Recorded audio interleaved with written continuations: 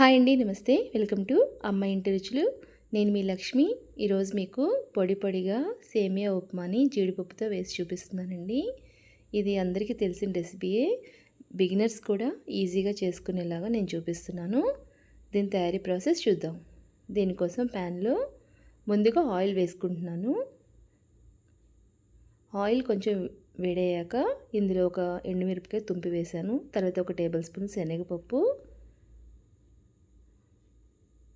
1 table spoon Sai మినప్పప్పు, తర్వాత 2 table స్పూన్లు జీడిపప్పులు, 1 టీ స్పూన్ ఆవాలు, 1/2 టీ స్పూను జీలకర్ర వేసుకోవాలి. ఈ పోపు సామాను అంతా వేగనివ్వాలి.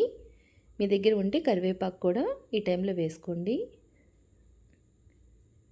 ఇలా ఈ పోపు మొత్తం వేగాక ఇందులోని 1 ఉల్లిపాయ, 1 పచ్చిమిర్చి నేను చీలికలుగా కట్ చేశానండి. వీటిని వేసుకున్నాను. ఇవి బాగా మాడిపోవసరం లేదండి, హాఫ్ వేగితే సరిపోతుంది. ఈలోగా నేను వేరే పొయ్యి మీద ఒక గిన్నెలో వాటర్ని బాగా బాయిల్ చేసుకున్నానండి. అలా బాయిల్ చేసి వాటర్ రెడీగా పెట్టుకోవాలి. ఈ ఉల్లిపాయ సగం వరకు వేగాక ఇందులో మనం సేమియా అనేది తీసుకోవాలి. మనకి ఎంత కావాలనుకుంటున్నామో అంత సేమియాని యాడ్ చేస్తున్నాను. ఇక్కడ మెజర్మెంట్ ఏం లేదండి. ఈ సేమియాని ఒక 5 నిమిషాల పాటు పైకి కిందకి కలుపుతూ వేగనివ్వాలి మీడియం ఫ్లేమ్లో. ఇలా వేగిన తర్వాత దీని మీద మనం సాల్ట్ వేసుకుంటున్నాం రుచికి సరిపడా. ఇలా వేసినాక ఇప్పుడు మనం ఆల్రెడీ బాయిల్ చేసిన వాటర్ ఉన్నాయి కదా వేడిగా, ఆ వాటర్ని మనం ఫ్లేమ్ హైలో పెట్టి యాడ్ చేయాలి. ఎంతవరకు అంటే సేమియా ఎంతవరకు ఉందో ప్యాన్లో అంతవరకు మనం వాటర్ యాడ్ చేయాలండి.